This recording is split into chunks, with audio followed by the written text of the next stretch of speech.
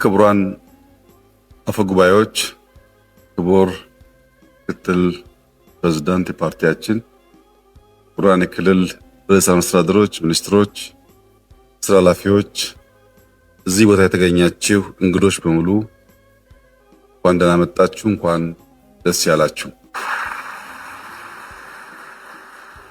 ባለፉት 10-20 ዓመታት በመንግስት ስራ ውስጥ የነበራችሁ ሰዎች በተለይም ቴክኖሎጂ ጋር የሚያያዝ ስራ የምትሰሩ ሰዎች የዛሬውን ቀን እንዴት እንደምታዩት መገመት ያስቸግራል። እኔ ግን ብዙ ነገር አስታወሰኝ። አዲስ አበባ ከተማ አቶ መኩሪያ ምክትል ከንቲባ እያሉ የአዲስ አበባ መሬት ይዘረፋል እና በጂኦ ስፓሻል ዲጂታይዝ እናድርገው የሚል ሐሳብ ምን ያክል ሲያጨቃጭቅ ሲያካስስ እንደነበረ ሳስበው፣ የኢትዮጵያ ገቢው አነስተኛ ነው፣ ኦቶሜት እናድርግ ይቀየር አሰራሩ ስንል እስከ መንግስት ድረስ ክስ ቀርቦ የመንግስት መሪዎች ተሰብስበው ይሄ ጉዳይ ብሎ የገመገሙበትን ጊዜ በጣም ያስታውሰኛል። ቢፒአር፣ ቢኤስሲ ኦቶሜት እናድርግ፣ ዘመን ተቀይሯል፣ እንቀየር ሲባል የነበረው ትግል በሀገር መከላከያ ሚኒስቴር በተለመደው ትራዲሽናል መንገድ የምናደርገው ዝግጅትና አካሄድ አያዋጣንም፣ እንፍጠን፣ እንዘጋጅ ያልንበትን ዘመን ያስታውሰኛል። በነገራችን ላይ የዛሬ 10-15 ዓመት የኢትዮጵያ የመንግስት ተቋማት ውስጥ ቴክኖሎጂ ላይ የነበረው ጭቅጭቅ ዌብሳይት ይኑራችሁ አይኑራችሁ ነው። ዌብሳይታችሁ መረጃ አፕዴት አያደርግም፣ ያሉት ኢንፎርሜሽኖች የዋሉ ያደሩ የቆዩ ናቸው፣ ይሄን ማሻሻል አለባችሁ አለብን ነበር ጭቅጭቁ። ከዚያ ወጥተን የሲቪል ሰርቪስ የሚባለው የመንግስት ቁልፍ አገልግሎት ሰጪ ተቋም ህዝብን በብዙ መንገድ ያስመረረ ተቀይሮ አሁን ባለበት ሁኔታ ዘመናዊነት ተላብሶ ማየት ለእንደኔ አይነት ሰው የሚሰጠውን ደስታ መገመት ትችላላችሁ። በዚያ ያለፋችሁ ሰዎች፣ በዚያ ጭቅጭቅ ያለፋችሁ ሰዎች ደግሞ እንኳን ደስ ያላችሁ ብላችሁ ወዳሉ። መሶብ የኢኮኖሚ ኢንፍራስትራክቸር ነው። ልክ መንገድ፣ ኤርፖርት እንደምንለው ለአንድ ኢኮኖሚ ቁልፍ መሰረተ ልማት ነው። መሶብን በጥቅል ብቻ ሳይሆን በዝርዝር ማየት ያስፈልጋል። አንድ ዜጋ መታወቂያ ለመውሰድ 30 ደቂቃ የሚወስድ ሰርቪስ ቢሆን ያዘምኖ በ10 ደቂቃ ውስጥ መታወቂያውን ማግኘት ከቻለ ለዛ ዜጋ በነፃ መንግስት 20 ደቂቃ የሚያክል እድሜ ጨመረለት ማለት ነው። ያን 20 ደቂቃ ከፈለገ ሰርቶ ያተርፍበታል፣ አርፎ ተጨማሪ ጉልበት ያገኝበታል፣ ሌሎችም ቁም ነገሮች ሰራበት ይችላል። 20 ደቂቃ ከአንድ ሰርቪስ ለአንድ ዜጋ ማትረፍ ማለት በብዙ ሰርቪሶች ሲሰላ በዚያ ሰው እድሜ ውስጥ ምን ያክል የነጠቅነውን ጊዜ የነጠቅነውን ነፃ እድሜ መልሰን እንደሰጠነው ማሰብ ትችላላችሁ። ጊዜ በጣም ቁልፍ ሀብት ነው። ሰዎች መለስተኛ ሰርቪስ ለማግኘት የምናጠቃቸው ጊዜዎች ሲደመሩ መንግስታት በእነሱ ድክመት ምክንያት ዓመታትን ከዜጎች ሊወስዱ ይችላሉ። ያንም ያክል ትርፍ የሚያስገኝ የኢኮኖሚ መሰረተ ልማት ነው። ሁለተኛው ሌብነት ነው። እጅ መንሻ የሚጠየቅበት ሰው አግኝተን ስቆ ሲያስተናግድ አሊያም አዝኖ ሲያባርረን የሱን መከፋትና ማዘን ወደኛ እያጋባው ያንን በሽታ ያንን ሸክም ይዘን በብስጭት ወደ ቤታችን ሄደን ቤተሰብ ውስጥ ችግር የምንፈጥር ሰዎች እንደዚህ ያለው የገንዘብ ብቻ ሳይሆን ኔጌቲቭ ኢነርጂን ተሸክመን ከመሄድ የሚያድን ገንዘባችንን ሴቭ የሚያደርግ ጊዜያችንን ሴቭ የሚያደርግ ዜጎች ደስተኛ ሆነው በዚህኛው ስራ ደስታ የሚቀጥለው ነገር እንዲያሳኩ ያደርጋል። ወረስት ኬስ ሲናሪዮ ደግሞ ብንወስድ አንድ ሰው ሰርቪስ ሊወስድ መጥቶ መታወቂያ ሰጪው አበሳጭቶት ካልከፈልከኝ አልሰጥህም ብሎት አስከፍቶት በብስጭት ሄዶ መኪና አስነስቶ ሊጋጭ ሊገድል ሊሞትም ይችላል። ከብዙ ችግር የሚታደግ መሰረተ ልማት። ወደ መንግስት ደግሞ ስንወስደው በተደጋጋሚ የመንግስት ዋነኛ ስብራት ተቋም ግንባታ ነው ያልነውን አንድ ኤጀንሲ ወይም አንድ ሚኒስትሪ ብቻውን ሳይሆን መንግስት እንደ መንግስት የተሰናሰለ የሚናበብ አንድ ኢንቲቲ አንድ ተቋም ያደርገዋል። ባንኮች፣ ገቢዎች፣ ፓስፖርት የሚሰጥባቸው ተቋማት የተለያዩ ተቋማት ሳይሆኑ እንደ መንግስት አንድ ተቋም ሆኖ ከአንድ ቦታ ሰርቪስ ፕሮቫይድ ማድረግ የሚችሉ ያደርጋቸዋል። በዘመን ውስጥ ተወዳድረን የሚገባንን ነገር ለማግኘት ቴክኖሎጂ በጣም በጣም ወሳኝ ነገር። ይህ መንግስት የኢትዮጵያን ብልጽግና ለማረጋገጥ 5 ቁልፍ ሴክተሮች ብሎ ከማይኒንግ፣ ከግብርና፣ ከኢንዱስትሪ፣ ከቱሪዝም እኩል ቴክኖሎጂም አንዱ ዋናው ፒላር ነው ያለበትን ቀን እና ጊዜ ሳስበው ይገርመኛል። ምክንያቱም ያኔ እንደ እብደት ይቆጠር ነበር። ያኔ ስንወያይ ቴክኖሎጂ በዚህ ፍጥነት ኢትዮጵያ ውስጥ እያንዳንዱን ዜጋ ኢምፓክት ማድረግ ይችላል ብሎ የሚያምን 2-3 ሰው ማግኘት ከባድ ነበር። የኢትዮጵያ ፌዴራል ፖሊስ ከቦሌ እስከ ዋናው መስሪያ ቤት የሲሲቲቪ ካሜራ እንዲያስገባ የዛሬ 20 ዓመት ገደማ ጥያቄ ቀርቦ ፌዴራል ፖሊስ ክፍያ መክፈል አልችልም ብሎ በነፃ ሰርቪሱን ከቦሌ እስከ ፌዴራል ፖሊስ ለመዘርጋት ለወራት የነበረውን ፍትጊያ ልነግራችሁ አልችልም። ከትናንትና ወዲያ ግን አንድ የሚገርም ነገር ገጠመኝ። የኛ መስሪያ ቤት እንግዶች የሆኑ ሰዎች ለስራ መጥተው ለመጀመሪያ ጊዜ ኢትዮጵያ የመጡ ናቸው ከውጭ ሀገር። ቀን ተዘዋውሮ ሪቨርሳይድ የከተማ ኮሪደር አይተው በኢትዮጵያ ተደንቀው እንዴት የምታምር ሀገር ናት ብለው ማታ ላይ ከሀያት ሆቴል ወጥተው ወክ ሲያደርጉ 2-3 ሰዎች በጋራ ሄደው ሞባይላቸውን ይሰርቁባቸዋል። ቀኑ ሙሉ ሲያደንቁ ሲያመሰግኑ ነበር የዋሉት ልጆቹ። ማታ 4 ሰዓት ገደማ ሞባይል ተወሰደባቸው። 4 ሰዓት ከ5 4 ሰዓት ከ10 ለአዲስ አበባ ፖሊስ ተደወለላቸው። ብታምኑም ባታምኑም 9 ሰዓት ከ5 ሰዓት በኋላ 9 ሰዓት ላይ አንኳክቶ የአዲስ አበባ ፖሊስ ሞባይላቸው መለሰላቸው።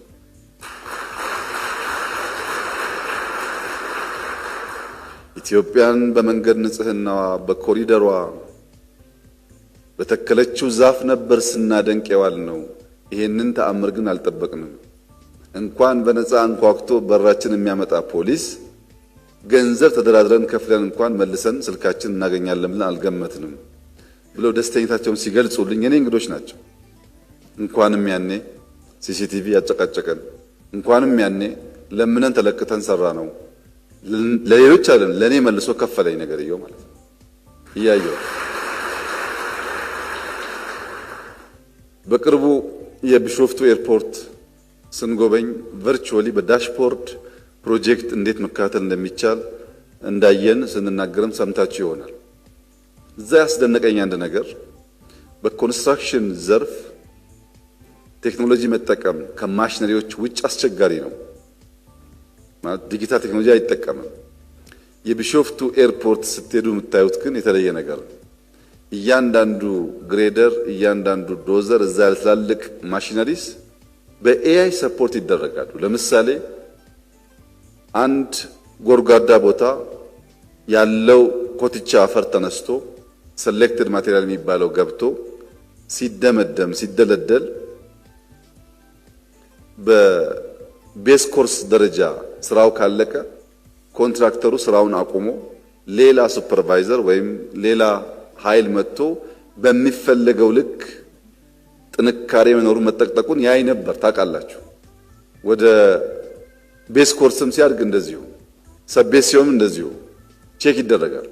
አሁን ግን ራሱ ማሽኑ አፈር እየደለደለ የት ጋር በበቂ ደረጃ ኮምፓክት እንዳደረገ የት ጋር ደግሞ እንደሚቀር ራሱ ትልቁ ማሽን ያውቃል።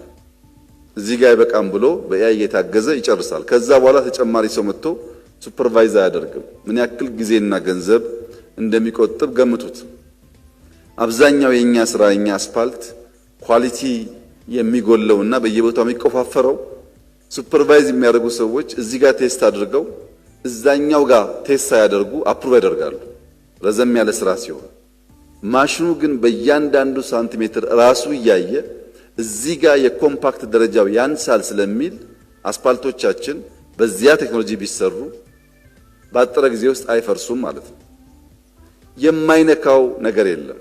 ከሳምንት በፊት አይታችሁ እንደሆነ አላቅም፣ ክራቤቶች የጀመረው የስሪዲ ቤት አስተራር አለ፣ በማሽን የሚሰራው አንድ ቤት በስሪዲ እያተሙ መስራት የሚያስችልን ቴክኖሎጂና እውቀት ኢትዮጵያ ውስጥ አየን። ሃውሲንግ የቤት ችግር ለኢትዮጵያውያን ስቃይ ነው። ስሪዲ ተጠቅመን ቤት የምናበራክት ከሆነ እያንዳንዱን ዜጋ እነካለን። የኛ መሰረተ ልማት ግንባታ ስርዓት ጥራት ያለው ለትውልድ የሚሸጋገር አይደለም። እንደምታውቁት ይሰራል፣ ሽሮ ፈሰስ ባይሆንም ይፈራርሳል። ያን የሚቀይር ዘመናዊ ማሽኖች ኖረው ጥራት ያለው ኢንፍራስትራክቸር ከገነባን 20-30 ዓመት ያገለግለናል። ዜጎች ለመታወቂያ ለፓስፖርት መከራ ከማየት ጊዜ ሴቭ ያደርጋሉ። በድምሩ ቴክኖሎጂ የማይነካው ሴክተር የለም። ግብርናችን እየነካ ነው፣ ኢንዱስትሪ እየነካ ነው፣ ማይኒንግ ሴክተር እየነካ ነው፣ ቱሪዝም በጣም በብዙ የተሳሰረ ነው። ቴክኖሎጂ ሴክተር የኢትዮጵያን የፋይናንሻል ሴክተር ዛሬ ከ55 ሚሊዮን ሰዎች ዜጎች በላይ በሞባይል መኒ በትሪሊየን የሚቆጠር ገንዘብ ትራንዛክት ሲያደርጉ የምታዩ ሰዎች አቅላችሁ አትመልከቱት። የዛሬ 1918 ዓመታት የኢትዮጵያ ንግድ ባንክ ገንዘብ ከአንድ ብራንች ወደ ሌላ ብራንች በፋክስ በሚልክበት ዘመን ኦቶሜት እናርግላችሁ የሚለው ጥያቄ ወደ ፕራይም ሚኒስተር ኦፊስ ደረጃ ክስ ቀርቦ ተከሰን ተወንጅለንበት በመከራ ያሳካነው ጉዳይ ነው። የኢትዮጵያ ንግድ ባንክ በቀላሉ ገንዘብ ከአንድ ጫፍ ወደ ሌላ ጫፍ ትራንስፈር ማድረግ የቻለበት ሂደት በዋዛ የመጣ አልነበረም። ያኔ በዘመኑ ብርቅ ነበር። አሁን ግን ሞባይል ምን ይመጣ፣ ሰው ከቤቱ ሳይወጣ ባንክም ሳይሄድ ገንዘብ ትራንስፈር ማድረግ የሚያስችልበትን ኢምፓክት ቴክኖሎጂ አምጥቷል። ይህ ሴክተር አሁንም በዘገየነው ልክ ሳይሆን ተሽቀዳድመን በሚገባን ተርታ እንድንቆም የማድረግ ብቃቱ ከፍተኛ ነው። ለምሳሌ በአፍሪካ ውስጥ አሁን ባለው ሁኔታ 2፣ 3፣ 4 ሀገራት የቨርቹዋል ሰርቪስ ወይም በአንዳንድ ሴንተር የሚሰጥ ሰርቪስ አላቸው። መሶብ አይደለም። ለምሳሌ ውጭ ጉዳይ ሄዳችሁ ውጭ ጉዳይ የሚመለከት ኦቶሜት የሆነ ሰርቪስ የሚሰጥ ተቋም ያለባቸው ሀገራት አሉ፣ በጣም ጥቂት ናቸው። በአፍሪካ ደረጃ ልክ እንደ መሶብ ዩኒፋይድ የሆነ ሁሉም ሰርቪስ ከአንድ ቦታ የሚሰጥበት ሀገር ግን የለም። ለአንድ ኤጀንሲ፣ ለአንድ ሚኒስትሪ፣ ለአንድ ተቋም ይሰጡ የሞከሩ አሉ። የኛ የሚደንቀው በአንድ ዓመት ጊዜ ውስጥ አንድ ብለን ጀምረን 70 ብራንች መድረሳችን ነው። 70 ብራንች በአፍሪካ ሳይሆን እንደ ልምድ መውሰጃ ብለን የንባቸው ሀገራት በ10-15 ዓመታት 70 አልደረሱም። 10-15 ብራንች ነው የደረሱት። ስኬሉ ይገርማል። ያ ደግሞ በተሟላ ሁኔታ ሳይጠናቀቅ ወደ ባስ እንቀይረው፣ ባስ የመሶብ ሰርቪስ ይስጥ ብለን ከጀመን 3 ወር ገደማ ነው። የዛን ዕለት ባስ መሆኑ ብቻውን በቂ አይደለም፣ ኤሌክትሪክ ባስ መሆን አለበት። የጋዝ ስላወጣን የጋዝ ባስ መሆን አለበት ብለን ነበር። 3 ወር ሳይሞላ አሁን ውጪ የጋዝና የኤሌክትሪክ መሶብ ማየት ይቻላል። ከሁሉም ይደንቀው ደግሞ በአፍሪካ በሁሉም መስክ የመጀመሪያው የሆነው ዩኒፋይድ መሶብ አፕ ነው።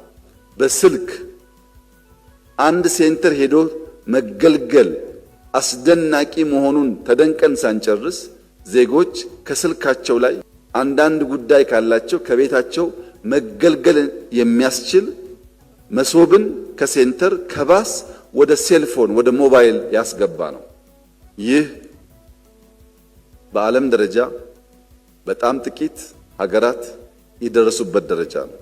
ምክንያቱም በሁሉም በቴክኖሎጂ ባደጉ ሀገራት ውስጥ ትልቁ ችግር ዳታን ከአንድ ተቋም ወደ አንድ ተቋም ያለውን መቀያየር መለዋወጥና የዳታን ኤክስቼንጅ በበቂ ደረጃ መገልገል አለመቻል ነው። ብዙዎች ጋር ዳውን ሳይድ ሆኖ የሚነገረው ይህንን ነገር የሚፈታው ስልክ የተለያዩ ተቋማትን ሰርቪስ በአንድ ስልክ መገልገል ከቻል ቀጥሎ የሚጠበቅብን ጉዳይ እነዚህን ዳታዎች የምናከማችበት አንድ ቦታ መፍጠር ነው።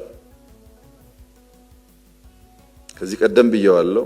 የኢትዮጵያ አርቲፊሻል ኢንተለጀንስ ኢትዮጵያ የናሽናል ክላውድ እንድትገነባ የተሰጠውን አቅጣጫ ተቀብሎ ምናልባት በሚቀጥለው ዓመት የሚጠናቀቅ ይመስለኛል። በጣም ግዙፍ ክላውድ እየገነባች ነው። አሁን የሚገነባው ክላውድ በየተቋም ያለው ዳታ ሴንተር የሚባል ተደምሮ የዚያን ክላውድ ግማሽ ያክል እንኳን አቅም አይኖረውም። ትልቅ ካፓሲቲ ያለው የዳታ ሶቨርኒቲ ያልነውን የዳታ ሉዓላዊነት እናረጋግጥ ያልነውን ጉዳይ የሚያሳካ ነው። የዳታ ሉዓላዊነት ሲባል ትንሽ ለጉዳዩ ቅርበት ያላቸው ሰዎች በዳታ ምን ሉዓላዊነት አለ የሚል ጥያቄ ሲያነሱ ሰምቻለሁ። የዳታ ሉዓላዊነት እንደኛ ቴክኖሎጂ ለጀመሩ ሀገራት ነው። ትክክለኛው የቴክኖሎጂ ሉዓላዊነት ነው። ወደዛ አስፓይር አድርገው የሚሰሩ ሀገራት አሉ። ቴክኖሎጂን አንድ ሀገር ቢከለክለን በእኛው መጠቀም የሚያስችል አቅም ያስፈልጋል ብለው የቴክኖሎጂ ሉዓላዊነት የሚሉ ሀገራት አሉ። እኛ እዛ አልደረስንም። እኛ ያልነው የእኛን ዳታ በምናውቀው ስፍራ እናስቀምጥ፣ እነማን አክሰስ እንደሚያደርጉ እንወቅ፣ የእኛን ዳታ የሚፈልጉ ሰዎችም ሲወስዱ በሚገባቸው ልክ ክላሲፋይድ ዳታን መውሰድ እንዳይችሉ እናድርግ ነው። ይሄ ይቻላል። ብዙ ሀገራት አድርገዋል፣ እኛም እናደርገዋለን። ዳታ ውድ ሀብት ስለሆነ ነገር ግን የዳታ ሶቨርኒቲን በናሽናል ክላውድ ግንባታ ብቻ ሳይሆን በካቢኔ ሕግ አውጥተን ብቻ ሳይሆን በየተቋም ይህ ጉዳይ እንተገበር ከጀመርነው ጎን ለጎን በቂ ስላልሆነ የሃርድዌር ምርት እንጀምር ብለን የኤአይ ኢንስቲትዩት ከእናንተ ተቋም ጋር በመሆን የላፕቶፕ እና አይፓድ ፋብሪካ ከኤአይ ዩኒቨርሲቲ ጋር ደምሮ እየሰራ ይገኛል። በጥቂት ዓመታት ውስጥ ሶፍትዌር ላይ ያለን ብቃት፣ ዳታ ላይ ያለን ብቃት በሃርድዌር ደረጃም ላፕቶፕ እና አይፓድ ማምረት የሚያስችል ስራ እየተሰራ ይገኛል ኢትዮጵያ ውስጥ። ይሄ በሶፍትዌር ላይ ያመጣነው ብቃት የዳታ ሶቨርኒቲን አስፓየር እንድናደርግ ከረዳን በሃርድዌር ደግሞ የጀመርናቸው ጉዳዮች እያደጉ ሄደው ከሆነ ዓመታት በኋላ ልጆቻችን የቴክኖሎጂ ሶቨርኒቲ ማለት የሚያስችላቸውን አቅም ለመፍጠር መሰረት ይጥላል ማለት ነው። ቴክኖሎጂ በሁሉም መስክ ኢትዮጵያ ውስጥ እያመጣ ያለውን ነገር ለመገንዘብ እንዲያግዘን 55 ሚሊዮን ሞባይል ተጠቃሚዎች የቴሌብር ይጠቀማሉ።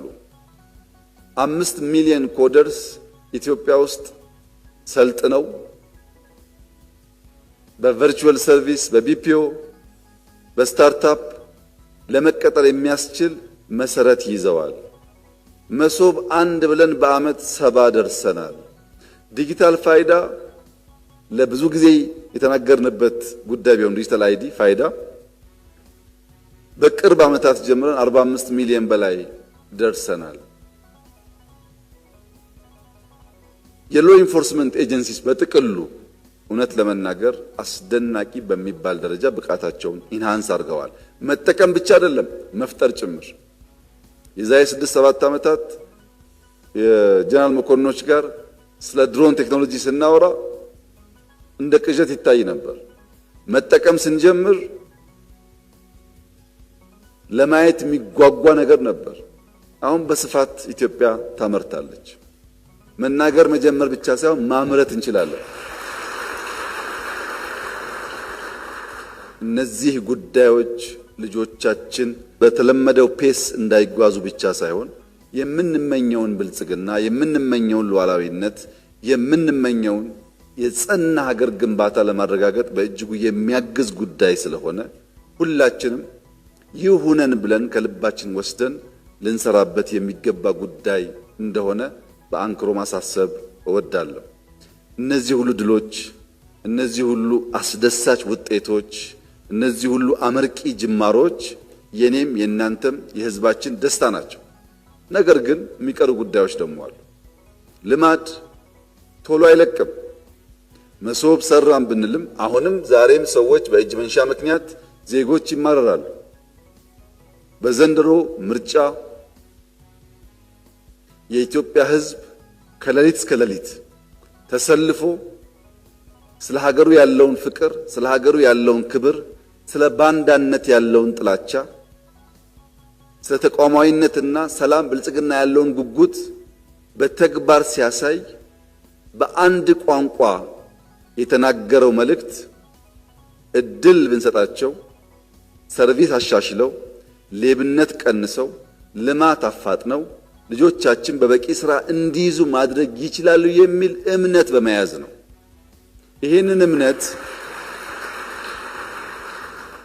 እምነት በከፍተኛ የኃላፊነት ስሜት መያዝ ይኖርብናል። የኢትዮጵያ ሕዝብ ማክበር፣ ላከበረው ዋጋ መክፈል ካልመሰለው ደግሞ የተቃረነውን ማድረግ ይችላል። አሳይቷል። ይሄ ስላከበረን አብዝተን ማክበር፣ ስላከበረን አብዝተን ማገልገል፣ ስላከበረን ባከበረን ልክ ታምነን መገኘት ካልቻል አይቀጥልም ጉዳዩ።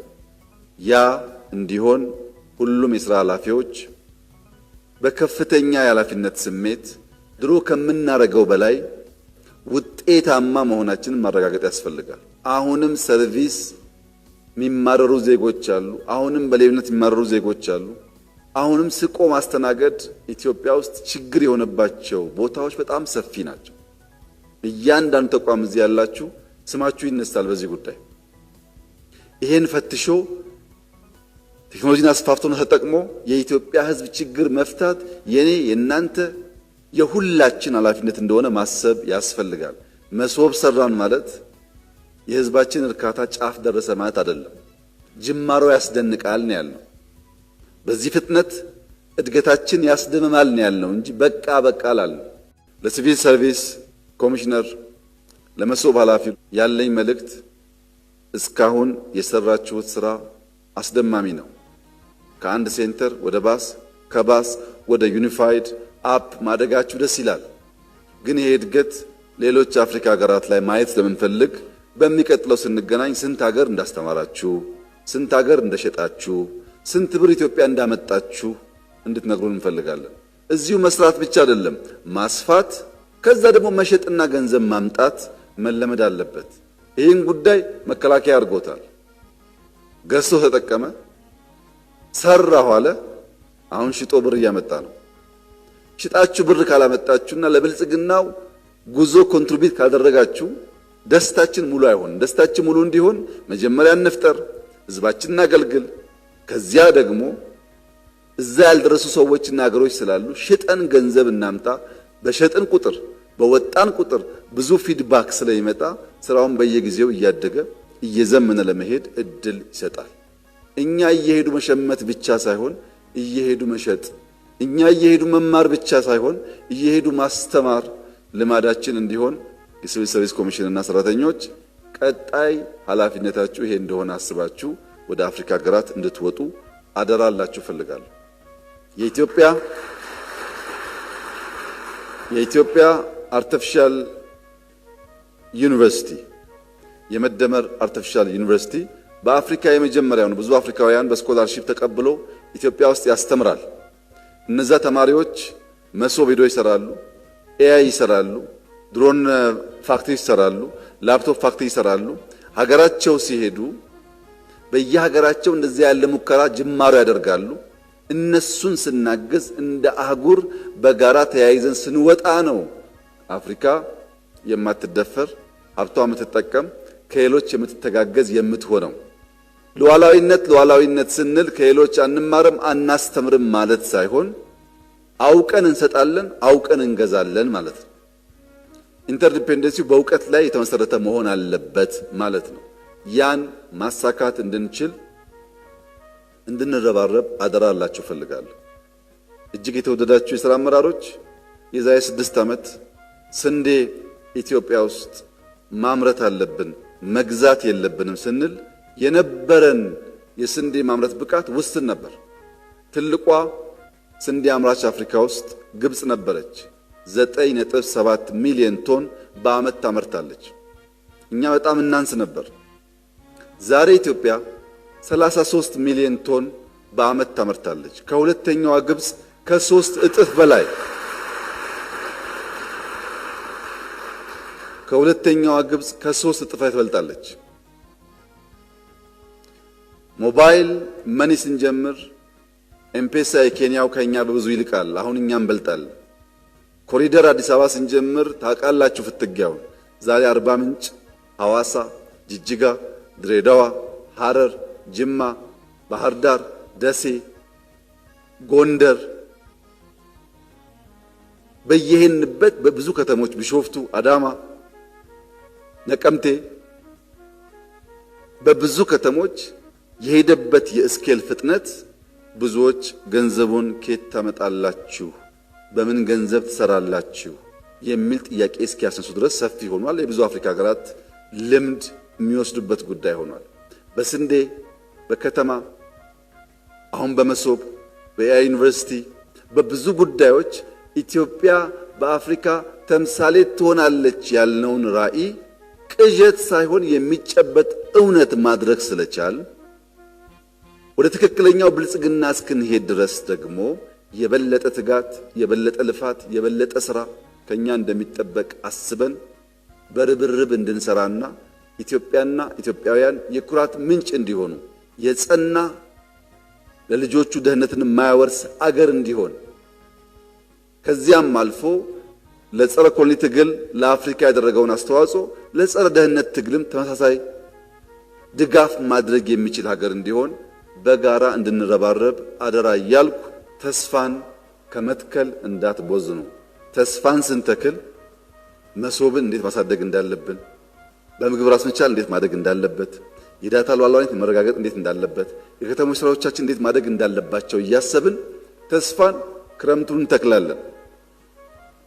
ህዝብ የሰጠን አደራ ገምግመን ለይተን ራሳችን እናጠራለን። በተሻለ ቁመና በተሻለ ብቃት የሚቀጥለው 5 ዓመት ኢትዮጵያን በአስተማማኝ መሰረት ላይ ማስቀመጥ ስራ እንሰራለን። ይህ ደግሞ የሚሆነው በመደመር ብቻ ነው። ይህ ደግሞ የሚሆነው አብሮ በመቆም ብቻ ነው። ይህ ደግሞ መሆን የሚችለው እስላም፣ ክርስቲያን፣ አማራ፣ ኦሮሞ፣ ትግሬ፣ አፋር አይደለም፣ ኢትዮጵያዊ በመሆን ነው። ያንን በማድረግ የኢትዮጵያን ብልጽግና በጋራ እንድናረጋግጥ ተስፋ እንድንተክል አደራ አላችሁ ፈልጋለሁ። ስለሆነው ስላገኘነው ድል እጅግ አድርጌ ላመሰግናችሁ ፈልጋለሁ።